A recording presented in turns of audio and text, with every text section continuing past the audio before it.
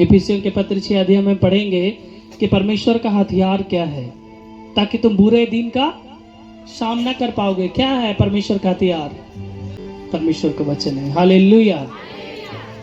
बहुत से लोग मॉडल लोग हैं, क्योंकि डर लगता है यदि मैं परमेश्वर का पवित्र शास्त्र को कहीं लेके जाऊं तो आजकल बहुत सा कुछ चल रहा है ताकि लोग जाने और मुझे पकड़ के न मारे।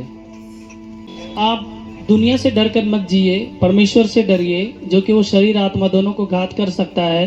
समय आने पर वो हमारा लेखा जोखा ले सकता है, इसलिए उससे डरिए। दुनिया से कोई मतलब नहीं है। इसलिए मेरे प्रियो, मेरे माताओं, अपने अपने परिस्थितियों में निर्बुद्धियों की नाई नहीं परंतु बुद्धिमान की नाई चले, क्योंकि यीशु मसीह आपके और हमारे साथ है। हालेलुया। इफिसियों के पत्री 5 अध्याय के 15 में हम देखेंगे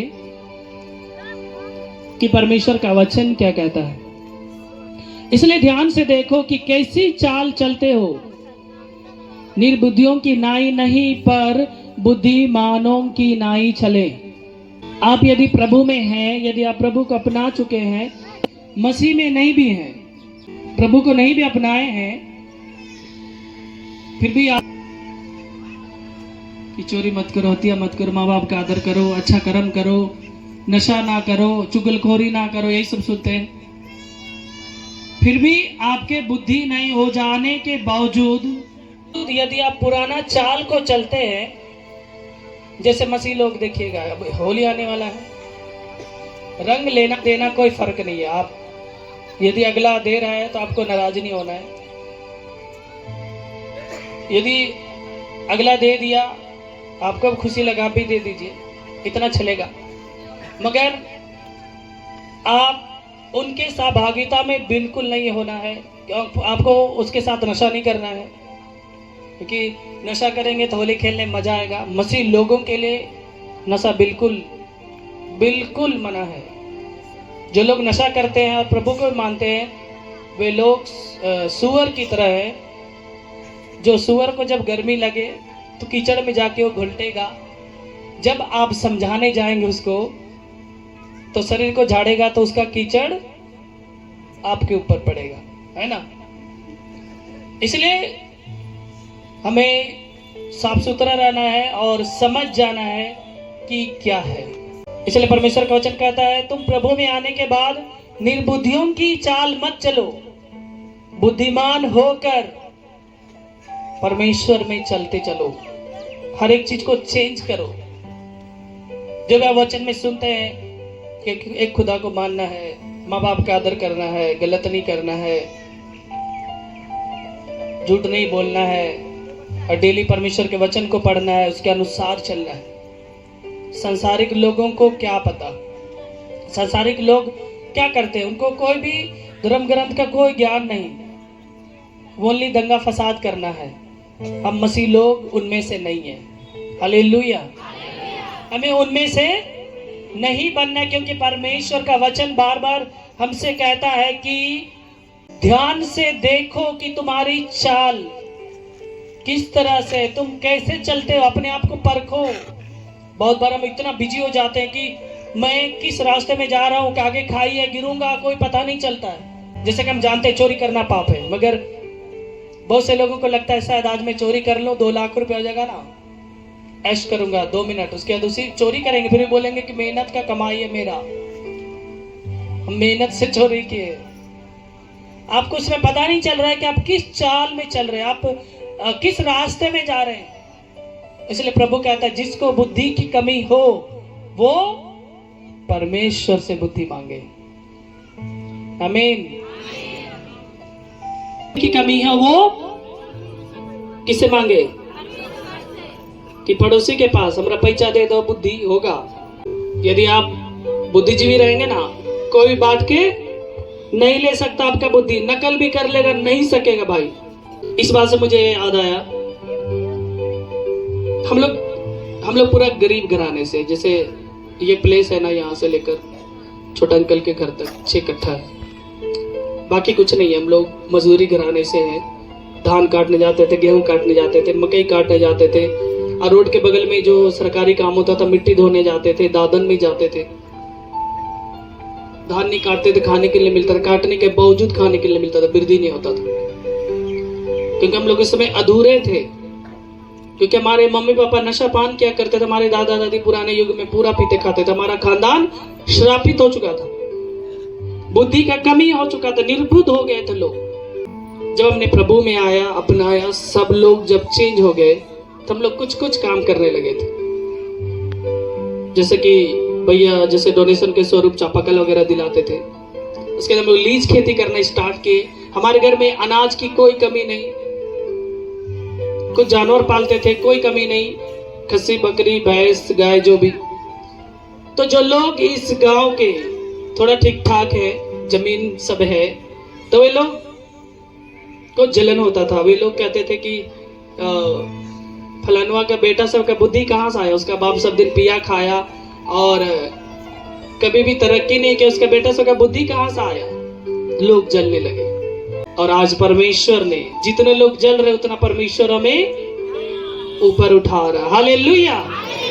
आप भी यदि वैसे ही अभी भी आप यदि उस बुरे चीज में फंसे हैं, आप श्रापित हैं, तो परमेश्वर में स्थिर हो जाइए, प्रभु में तगड़े हो जाइए, तेज दरार हो जाइए। बुद्धि की कमी है तो खुदा से मांगे। प्रभु आज के बाद से आपको और आपके पूरा फैमिली को, रिश्तेदार को प्रभु के नाम में आपको ऊंचा उठाने जा रहे हैं, यीशु मसीह के नाम में। हालेलुया। यदि आप रियल करेंगे तो उठेंगे। और मुझे उम्मीद और विश्वास है परमेश्वर की दया से, हम लोग गांव में कोई गिनती में नहीं थे, आज परमेश्वर इस गांव में हम ही लोग को स्पेशल किया है।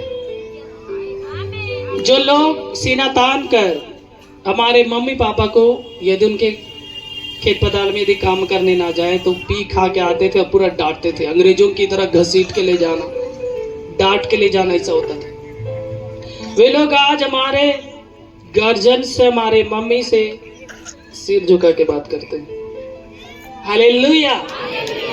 क्योंकि परमेश्वर का वचन कहता है बुराई के बदले बुराई नहीं बल्कि आशीषित का कारण बनो। बहुत बार वे लोग यदि लड़ाई करते थे, झगड़ा करते थे, तो मम्मी सब गुस्सा लगता था, सब सोचती थी वो लोग 10 बात बोलेगा तो हमें को बात नहीं बोलेगा। मत बोलिए, मत बोलिए, बर्दाश्त कीजिए, समय आएगा। और परमेश्वर ने आज हमारे फैमिली को गांव में सबसे स्पेशल और ऊपर की ओर ले। यदि आप सबों को ऐसा होना है तो कभी भी बदले का भावना नहीं सोचिए। बहुत से लोग बर्दाश्त नहीं करते, कोई यदि अगला गाली दे दिया 2 बात, इधर से 4 बात, ऐसे में नहीं होगा। तो हमारा बदला लेना परमेश्वर है। आप पहले काम कर चुके हैं तो परमेश्वर कहां से बदला लेगा।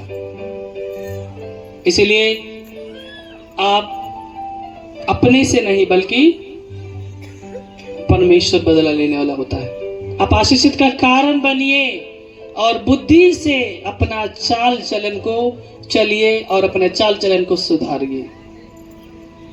हालेलुया। अध्याय के 13 में परमेश्वर का वचन कहता है, इसलिए परमेश्वर के सारे हथियार बांध लो कि तुम बुरे दिन में सामना कर सको और सब कुछ पूरा करके स्थिर रह सको। परमेश्वर का हथियार क्या है, मैं पहले ही बता दिया।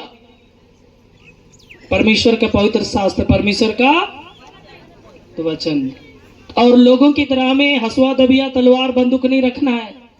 हम लोग आदिवासी समाज से, हमारे घराने में तीर कमान ने, जब हम लोग प्रभु में आ गए सब तीर कमान फेंक दी गड्ढा में, क्योंकि जब हमारा रक्षा करने वाला खुद हमारे साथ है तो हमें डर किस बात की। हालेलुया। नहीं तो लगभग में जितने भी आदिवासी समाज से लगभग तीर कमान मिलेगा अभी भी। बहुत से लोग प्रभु में फिर भी रखते हैं, क्योंकि कब घड़ी क्या हो जाए, क्योंकि तीर कमान के सामने बंदूक कोई काम का नहीं होता। आप गोली घुसा के निशाना लगाते रहिए, एक तीर मार देगा। परमेश्वर कहता है आप अपने ध्यान से चले, अपने चाल चलन को सुधारे और निर्बुद्धियों की तरह नहीं बल्कि बुद्धिमान बनकर चले और परमेश्वर के सारे हथियार को बांध ले, ताकि बुरे दिन के समय आप शैतान को मुंह तोड़ जवाब दे सके। हालेलुया। हमारा दुश्मनी, हमारा टेंशन, हमारा बदला का भाव इंसानों से नहीं है, समझ रहे हैं। शैतान से है। तो शैतान को आप किस तरह से हराएंगे? ताबीज बांध लेंगे, शैतान डर जाएगा। या घड़ी बांध लेंगे, बाबा को बुला करके आकर ठोक देगा, तो क्या शैतान डर जाएगा? शैतान आपके कर्म को पहले कैप्चर करता है, समझ रहे हैं? आपके शरीर को बाद में करता है। आपका कर्म क्या है, आप किस नाई चलते हैं, आपका चाल क्या है। बहुत से लोग इस आराधना में आते हैं, इसके मधुपुरिया खाते हैं, जाते समय बहुत से लोग खा के जाते। खावा किसको कर रहे हैं आप? तो वैसे ही लोग शैतान के चंगुल में पड़ते हैं, कैप्चर किए जाते हैं। पहले आपके चाल का, आपके व्यवहार को शैतान अपने चंगुल में लेता है, उसके बाद में आपके शरीरों में प्रवेश करने का उसको मौका मिलता है। ऐसा मत सोचिए कि भैयार से जा रहे, भूत पकड़ लिया, वो तो 1 सेकंड का काम है, मसीह लोग ऐसे छुएंगे, भूत छोड़ के भाग गया, वो कैप्चर नहीं।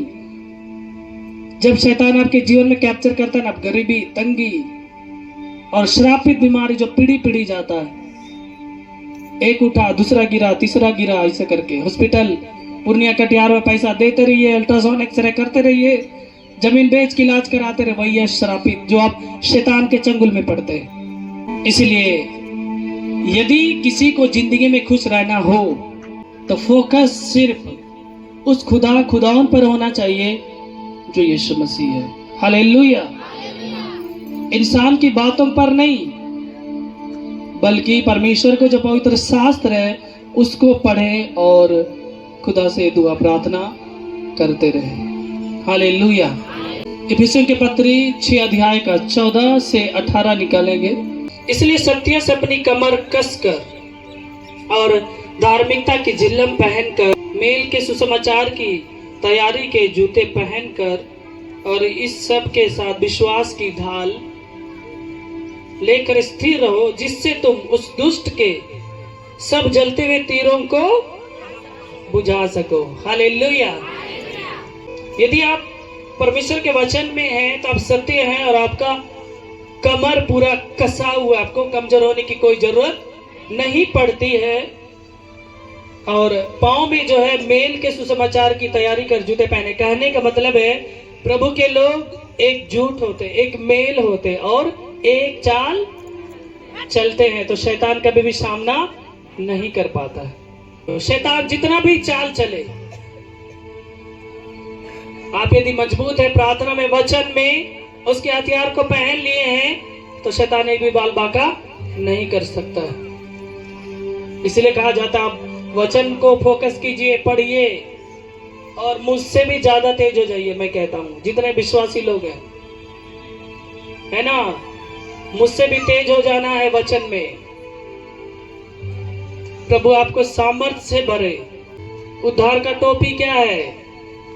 जो बिशप लोग टोपी पहनते हैं, वो का टोपी क्या है? आपके सर में यदि शैतान का बोझ है तो वचन प्रार्थना के द्वारा आप उसको निकाल फेंकते हैं और परमेश्वर का वचन को अपने दिल दिमाग में बैठाते, अपना माथा में, अपने दिमाग में बैठाते। वही है उद्धार का टोप। आत्मा की तलवार परमेश्वर का वचन है। हालेलुया। बहुत से लोग सोचेंगे कि यहाँ पे रख लेंगे तलवार तो आत्मा का तलवार है। वो तो संसारिक है भैया, लोहा का लोगों ने बनाया है।